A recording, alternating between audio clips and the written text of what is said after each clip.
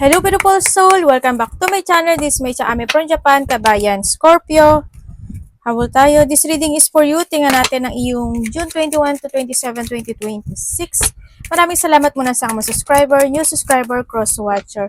At sa mga bagong pasok dyan, welcome na welcome kayo sa bahay ni Ate Aimee.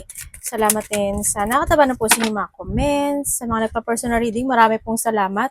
Kung gusto mo na energy mo lang talaga ang gusto mong makuha natin, all the details, isilalagay ko lang pala dyan yung Facebook ko, no? Mag-messenger na lang kayo sa akin, text nyo ako sa messenger. I-check nyo maigi ha, kasi para hindi rin kayo ma-scam kasi may nanggagaya sa akin. General reading, energy reading, gawing guide, yung mga warning, no? I-reverse, i-analyze nyo at i-reverse at kailangan nyong iwasan para hindi mangyari yung sitwasyon, okay? Well, tas sa inyong pag-analyze siya. 14, 15, 20, 28, 30. Capricorn, Libra, Gemini, Aries, and Cancer. Connected ka sa kanila or magkakaroon ka ng connection sa kanila. May mga bagay ka na maaaring dinidesire sa iba sa inyo. Pwedeng ito is nakaraan na o nagaganap or magaganap, no? Or nagkakaroon ka ng reflection from the past, mga ganon. May mga dinidesire ka na sitwasyon na you want to success or gusto mong mangyari na yung sitwasyon na hanggang sa point na yon. Or pwede rin naman na meron kang aaksyonan o inaaksyonan na nakapagbibigay sa'yo ng kasiyahan. Pwede na doon sa point na yun, no? Pwede halimbawa may nakakausap ka, pero mag-ingat ka lang din sa mga nakakausap mo kasi hindi lahat ng nakakausap mo nagiging totoo sa iyo, ha? At alam ko na alam mo naman yun. Huwag naman sana na ikaw rin yung isa ka doon, no? And then also, ang sinasabi rin dito kasi is, you need to protect yourself. You need to protect your finances, yung sarili mo, ganyan, no? And nandito yung point na there's a leadership situation, ano? Either you have a business, malaki o maliit yan, or meron kang mga ililid na situation. Andun yung lakas ng loob mo sa isang sitwasyon na alam mo sa sarili mo magsasucess ka. Pero magsasucess ka talaga eh. As in, magsasucess ka talaga. Ang kailangan lang talaga sa iyo dito is paninindigan at mag-action. But you will become successful. And then also, is, andun na yung point, yun nga, sabi ko dito, may mga pamumunuan, may mga ililid, o kung ano man yan, no, na sitwasyon. Someone's wearing a mask. Sana hindi ikaw. And nandito na yung point na may tao na hindi pwedeng pagkatiwalaan. Siyempre, no? May tao makasarili or sakim. Andito na yung point na mag-ingat ka na lang when it, kaya din sinasabi dito na ano, na you need to protect yourself o kaya naman is or any situation into your life kasi pwedeng magkaroon ka ng maling sitwasyon or maling desisyon, maling aksyon, basta may mga kamalian na pwedeng maganap o mangyari. No, kahit yung pagsasalita mo o kahit pakipagsalamuha ha, mag-ingat ka. Doon sa cheating. Marami ibig sabihin ng cheating. Pambababae, panglalaki, kaibigan, tao mga connected sa iyo. Or may mga cheating situation ka, pwedeng nahanto sa point. Yung iba sa inyo is magkakaroon ka ng connection sa isang batang lalaki or mas bata sa iyo ito, no? Pwedeng kahit na basta mas tuloy. Basta mas bata sa iyo yung edad niya. Pwedeng pamangkin mo, pwedeng kapatid mo, pwedeng karelasyon mo, diba? Nandun yung point na yun na either mayroon siyang sasabihin sa'yo, sinusuportahan mo ba siya, may hihilingin ba siya sa'yo, or kung ano man yan. Magkakaroon ka ng connection daw sa kanya. Or pwedeng siya yung ikinasisiya mo. Di ba?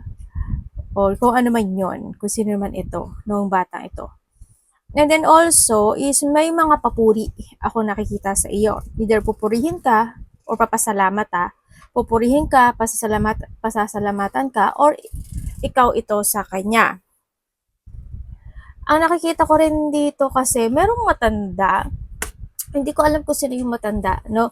Pero, merong matanda na hindi ko lang maintindihan kung siya yung feeling young or siya yung immature. Pwedeng nahando sa point na yun, or minsan siguro ano siya, bumabalik-balik siya sa ano ba to? Sa pagiging Natural naman yun eh, di ba? Kapag matanda ka na, medyo parang pabalik ka, di ba? Yung feelings mo, di ba? Pwedeng nahando sa point. O sana naman walang immature na tao, no? Yun. And then also, there's a retirement. Ako nakikita dito, either may tao na magre-retired with something, love life, trabaho, connection, ganyan, sa iba sa inyo. At may tao rin ako na nakikita na they want apology. Gusto niya mag-apology. Pwede yung bata na yon, di ba? Or a person who's connected sa'yo, or ikaw ito, ganyan. Nasa networking ba kayo? Diba dito nasa networking or may mga social media kayo, TikTok, Reels, Facebook, ano man yan, or nandun yung point na makipagkasalamuha ka sa mga kaibigan mo, sa mga kakilala mo, sa may pupunta kang mataong lugar, di ba? Kasi may outdoor situation or paglabas ako nakita, also may group of person kasi ako nakikita, siguro mga kaibigan mo yon, kasama sa trabaho, baka magkikita-kita kayo, magsasalo-salo kayo, 'di ba? Baka magkakaroon ka ng mga pero huwag mo daw kakalimutan yung sarili mo talaga. Physically, emotionally, spiritually, you need to protect yourself saka yung pera mo ha. Yun, or pwede rin na ano na pag-uusapan ka or sikat ka sa sitwasyon na meron ka sa trabaho mo, sa paligid mo, ganyan, pwedeng na sa point na yun. Or maybe you're in a public, no? When it comes to a public, halimbawa, teacher ka, doktor ka,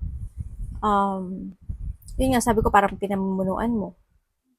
Ano ka, a boss, pwedeng ganun. Malaki o maliit yung business mo, halimbawa. Basta nakandun sa point na yun, ano, yun. Uy, mag-ingat ka kasi may tao ditong matalino, wais. May taong matalino at wais. Pero, may hidden. May nagmamatsyag din, ha? May strategy. Yung pala ikaw, yun eh, no? Energy ni Scorpio. May kasuspe-suspecha daw. Okay, energy mo. Ayan.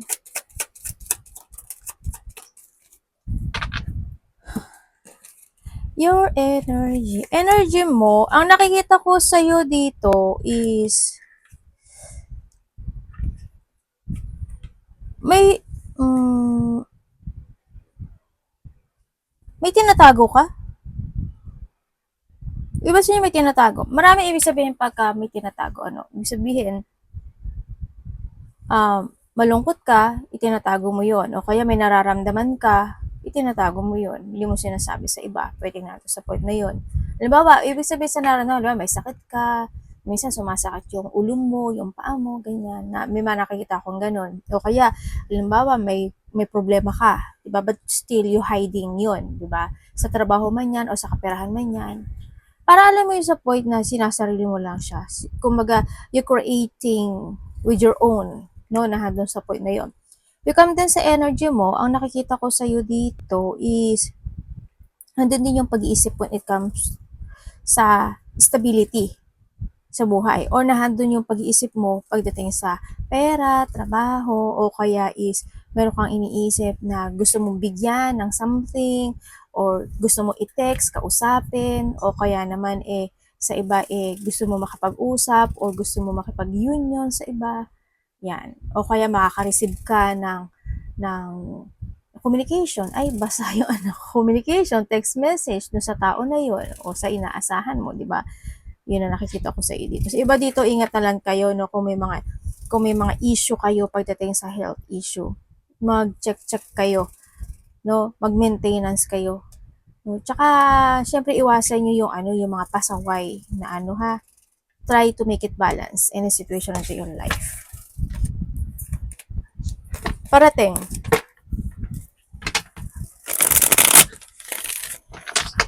Scorpio.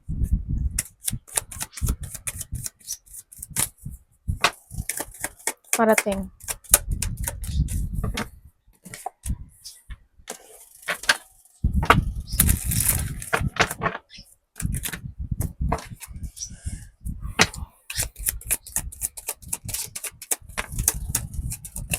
Uy, ang dami naman. Tinamad. Si ate. Ang tamad mo, ate. Tamad talaga ako eh. Ganun din naman eh, nababasahin din eh. Alam mo naman sa atin, may pagkamaarte. Ay, may babalik sa'yo. Or babalik ka sa nakaraan. Or may kokonek sa'yo sa nakaraan. Yun na, kuhanin mo lang isa dun sa iyo. Yun na nakikita ko dito. Kasi may tao daw makipag-usap sa'yo muli. Or ikaw ito. Sa iba naman sa inyo, ang parating sa iyo is, basahin ko muna yung card ah. You try to make it balance any situation into your life. Marami kang iniisip. No? May mga bagay ka na gusto mo i-pursue pero hindi mo magawa. May mga bagay ka na gusto mo desisyonan pero hindi mo ma-aksyonan o madesisyonan. Hanggang yung pagiging aware mo naman, pero you valuing any situation into your life, sa nakikita ko sa dito, well, may mga bagay ka na nabibision mo naman, ang sinasabi dito, no? Siguro may mga unfinished business, yung iba sa inyo, pero nahando yung point na naghihintay magbibigay ka ng hard work dito, kung paano mo siya, kailangan, kung paano mo siya ma-achieve na sitwasyon, na doon ka sa point na yon. Sa nakikita ko dito, matagal na itong sitwasyon na ito maaring this time is ipupursu mo na siya. Sa iba naman sa inyo, maaring nalilito pa kayo, 'di ba? Na hindi niyo pa siya mapursu. Pero darating din daw yung time na makakamit at mapupursu mo yung sitwasyon na ito. Matagal na itong ninanais mo. Yun na nakikita ko dito ha, kung ano man 'yan. Sa ngayon hindi mo pa siya magawa, sa ngayon hindi ka pa makagdesisyon, sa ngayon hindi ka makahakbang, pero unting-unting makakamit itong sitwasyon na ito. Okay. Parating sa iyo, ang sinasabi dito is may tao, lalaki. Pwedeng lalaki o babae sa iba, di ba? May tao kasi na maaring may pangako, mangangako, o ikaw ito na hindi matutupad. Yun ang sabi. Kaya mag-ingat kayo. Ay, may pupo. Mag-ingat kayo ha. Or halimbawa, ikaw nangako ka, di ba? Halimbawa, nangako ka tapos hindi mo naman natupad. Ingat ka na lang din sa pangako mo kasi pagka ganun, huwag kang mangako na hindi mo naman matutupad. O kaya halimbawa, hindi lang kasi pangako sa ibang tao, di ba? Pangako mo rin sa sarili mo. Halimbawa, nangako ka sa sarili mo. Kasi hindi mo naman pala kayang tuparin. Basta may mga ganun sitwasyon. May mga sitwasyon daw na mamamanipulate ka nito.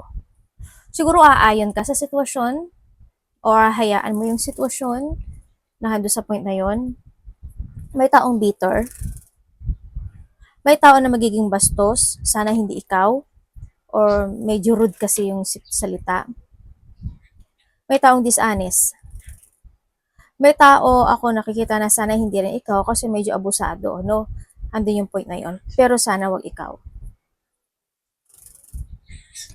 Dito sa sitwasyon, may mapang-api. Marami kasi ibig sabihin na mapang-api, no? Explain ko sa inyo. Halimbawa, mapang-api na, sabi ko kanina, di ba kanina, parang there's a person na medyo may konting strategy situation, di ba? Halimbawa, kunyari joke, pero pagsaksak naman sa'yo, di ba? Pero joke, pero tumatama sa'yo, yung mga ganun sitwasyon. Yun. May tao na hindi makatao. May tao na hindi makatao. Kung kumbaga parang ano siya, tingin niya sa'yo, ganun. Or ikaw tingin mo sa kanya, ganun. Kaya medyo kalma lang din, ano, when it comes sa iba sa inyo. Kalma-kalma lang din kung makikipag-usap din kayo. Kasi minsan may mga time daw na baka hindi nyo mapag-isipan, hindi nyo magamit yung mind nyo, hindi nyo magamit yung intellect nyo. Mangyari nga yung fire situation, di ba? Iwasan nyo na lang din. And then also, is, ang nakita ko dito sa iyo is, may mga iniisip ka you daydreaming, fantasizing, o yung mga wishful thinking ako na nakita sa iyo talaga.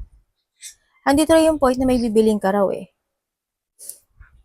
May mga pagbili na sitwasyon. May mga iniisip ka na gusto mong bilhin. No?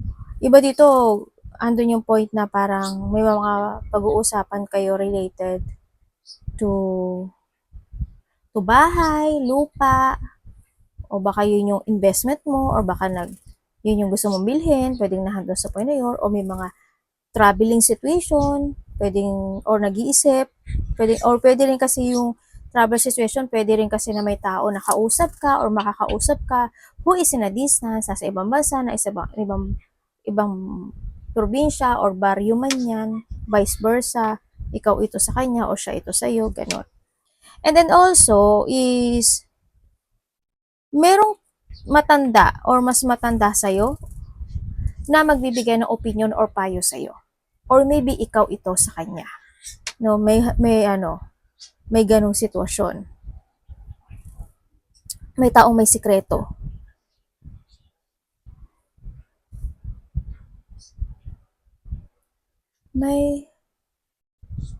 Alam mo, may tao dito, tahimik lang siya pero nagmamatsyag siya, ha? Oo. Babae. Sa iba lalaki to kasi may babae at saka lalaki. Pero basta may taong tahimik, sabihin ko sa inyo, ha, meron kang Virgo, meron kang Aries, meron kang Taurus, actually, tama naman Taurus. Tapos, nandito kasi lahat eh. Scorpio, your sign. Andito rin si Aries. Tapos dito si Virgo, Aquarius, Leo, and Taurus. Yan. Nandito siya. Tapos Libra. Yun ang mga nandito. Kung sino man yan. No? And yun nakita ko dito. And magkakaroon daw ng mga getting together.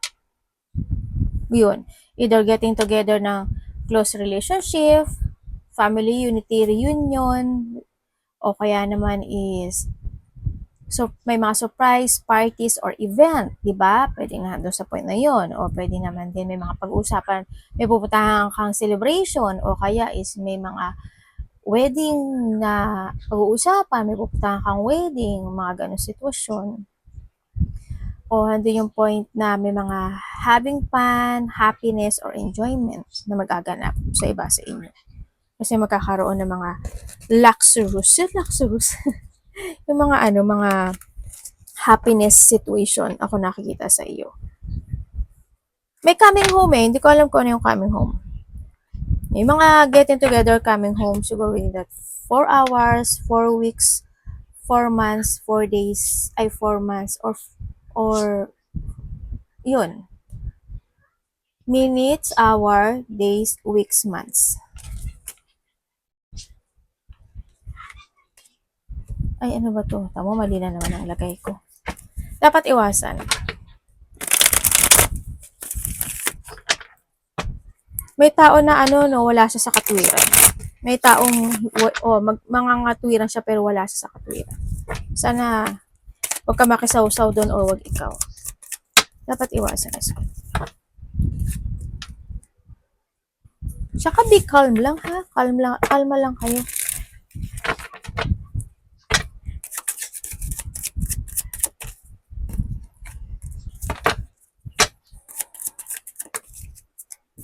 Okay, dapat mong iwasan.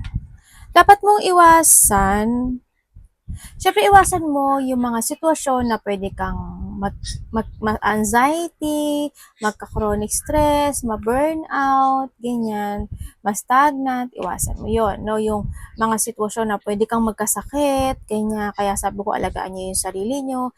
Iwasan mo is to judge someone o yung mga taong judgmental. Yung pagmamaliit sa sarili o pagmamaliit ng ibang tao o makisausaw doon. Iwasan mo kung may mga bagay na hindi kompletuhin na. Mag-focus ka sa mission mo. And then, iwasan mo rin na magkaroon ka ng self-doubt. Hindi naman sinasabi ng universe na magmadali ka sa sitwasyon. At ang kinakailangan is mag-ingat ka na hindi ka na magkamali. Na doon sa point na yun, mag-iwasan mo yung magkaroon ka ng mga pagpapaliban. Ang sinasabi.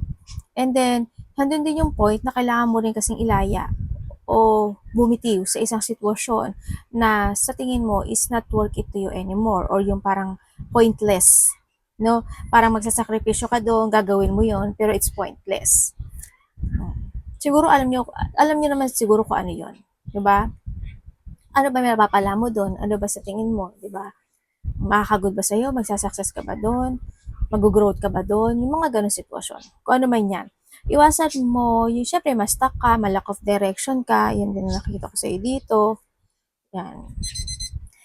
So, yung iwasan mo yung mga sitwasyon na pwede kang mapagod. Ingat ka rin sa mga salita mo, ha?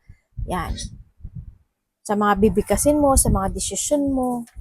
Kailangan mo rin kasi i-release o ilaya yung sarili mo sa sitwasyon na pwedeng ma-prostrate ka doon, mga ganun. Ma-stuck ka doon. Love, kapatid, anak, magulang, karelasyon, kaibigan, pamilya. Yung mga taong manggagamit o manggamit ng tao, yung mga hindi pagkakaroon ng pagkakaisa. Pag alam mo yung mga trust issue na, medyo umiwas ka na or wag ka na masyadong magtiwala, ha?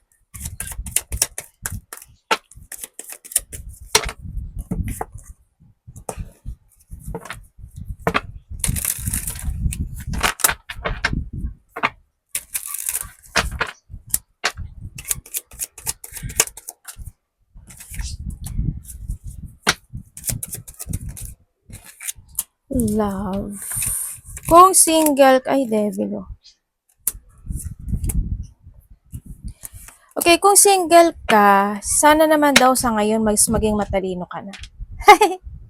Umiwas ka daw sa pangakit. No? Kumbaga, slowly but surely, hindi porkit gusto mo siya, hindi porkit masaya ka sa kanya, you need to see the fact of the situation or you need to see the fact ng tao na yun, kung kailangan mo siyang alamin, kung ano siya, totoo ba siya, peki ba siya, or ano ba talaga intention niya sa'yo, gawin mo. No? Kaya nga slowly but surely. Kasi marami ka na napagdaanan eh. As in, ang dami, and you have a knowledge dun sa sitwasyon, ano? At huwag mo na ibalik yung dating ikaw. Okay? Huwag ka na magpapakontrol or huwag mo na ibalik yung dating sitwasyon mo.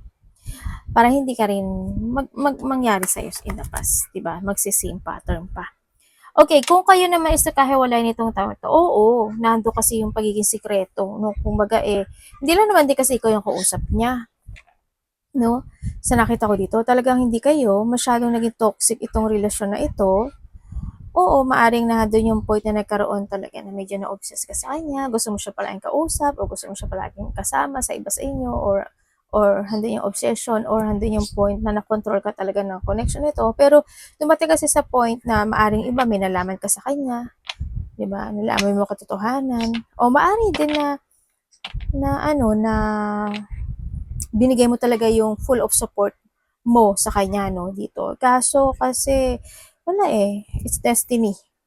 No, nandun sa point na yun. Pero ang sabi niya dito, gusto niya magkaroon ng recovery pagdating sa iyo. Wag na. Pinalayo eh. Pinasa iyo pa rin yan, ha. Still spying pa naman siya sa iyo. Baka nga nagkakausap pa kayo no. Yan ang nakikita ko sa iba. O kaya mga nagkakausap kayo, bati-bati, okay. Hanggang ganun lang, wag na yung mag-connect na kayo. Hindi na rin no? Kung alam, babalik ka pa ba sa dati? Wag na. Kung may third party naman kayo, siguro iba, hinahanapan mo pa talaga ng butas kung totoo or hindi, no? Or sa iba naman dito is, nahando kasi yung point na may pinagpupuyatan tong tao na to. Baka naman ikaw may pinagpupuyatan ka kung ano man medyo alagaan mo din yung sarili mo. And then also, yun nga, handun yung pagiging sakim at makasarili ng isa sa inyo kasi nga dahil nga sa third party, nagkaroon na attraction. At alam ko na alam ng iba dito pero tanggap o tinatanggap na lang nila, no? Maaring matagal na rin kasi na alam mo rin sa iba sa inyo na ganun yung personality niya. Na babaero, lalakero, di ba? Pero siguro tinatanggap niyo lang. Pwedeng nado sa point na yun. Di ba? Pero choice niyo naman kasi yan eh.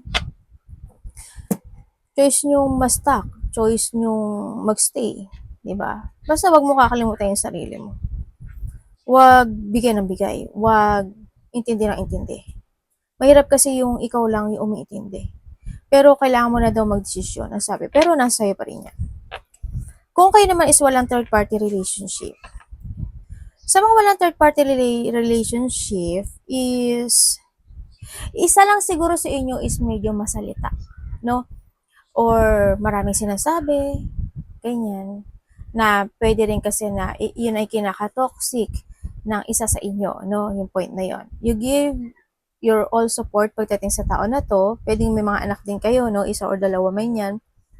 Hando naman yung partnership or hando naman din na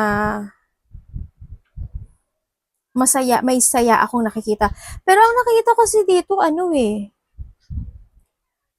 may habit yung isa sa inyo. Hindi ko alam kung ano yung may masamang habit or may hindi magandang habit sa iba or nahandun yung point na may mga bagay o sitwasyon na gustong sabihin or ikaw ito sa kanya or siya ito sa iyo or gustong desisyonan na hindi madesisyonan o hindi madesisyonan o halimbawa may gusto siyang sabihin sa iyo hindi niya masabi-sabi sa iyo or ikaw may gusto kang sabihin sa kanya hindi niya masabi-sabi sa iyo pwedeng naandun sa point na yun basta handun yung masaya handun yung saya sa nakita handun yung suporta pero may mga time daw na hindi ko alam kung magta-travel ba kayo or LDR pa kayo or nahandun yung point na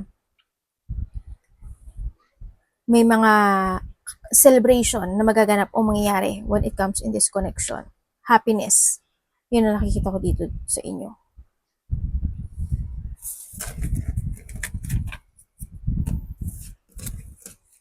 Pero sana hindi ka nakokontrol ng sitwasyon ha, ng connection na to. Ay, ano ba yan? Money. So, isa sa inyo nagsisinungaling. May pagsisinungaling.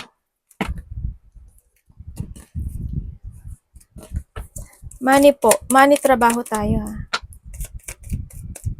Ay.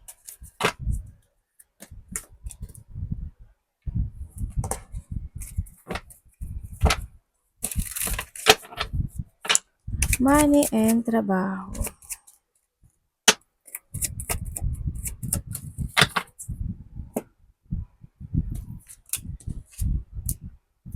Okay. Sa trabaho mo, ang nakikita ko naman sa'yo, siguro may mga, hindi naman siguro malaki to, siguro konting frustration lang, ganyan. Siguro nandun din yung point of comes to a mother figure, ano, pwedeng nakakausap mo siya, or siya yung palagi mong kausap, o palagi siyang connect sa'yo, or you're giving your all support sa kanya, advice, o siya ito sa'yo, ganyan, no? Pwede siya rin yung nakakatulong sa'yo pagdating sa iyong kaperahan, di ba? Isang babae. Yun ang nakikita ko sa iba sa inyo. Sa iba dito, mas matanda to sa inyo. Sa iba sa inyo, pwedeng kapatid nyo to, di ba? Magulang nyo to, mga ganun. Ganun niya, matanda ang ano. And then also, sa pera mo naman daw, kasi you value your money.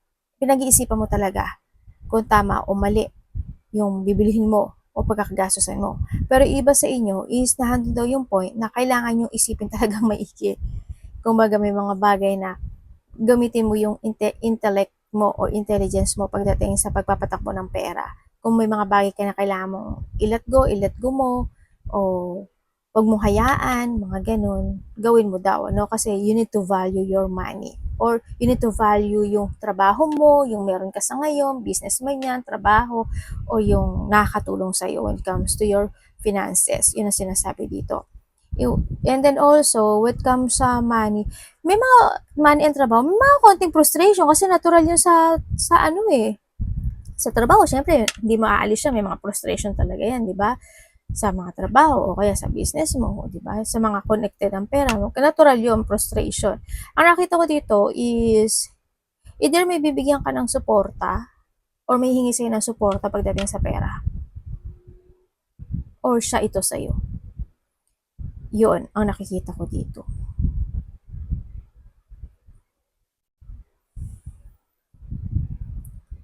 Sa iba naman sa inyo, ang nakikita ko dito is magkakaroon sa'yo ng, may mga idea ka daw na i-pursue na yun daw yung ikaka-victory and success mo. Gawin nyo yun. Diba, you have a project, creation, idea to pursuing, yun daw yung ikaka-success nyo. Tapos iba dito is magkakaroon ng leveling up pagdating sa trabaho or sa kaperahan. Kumbaga aangat siya. Arigato namaste, God bless.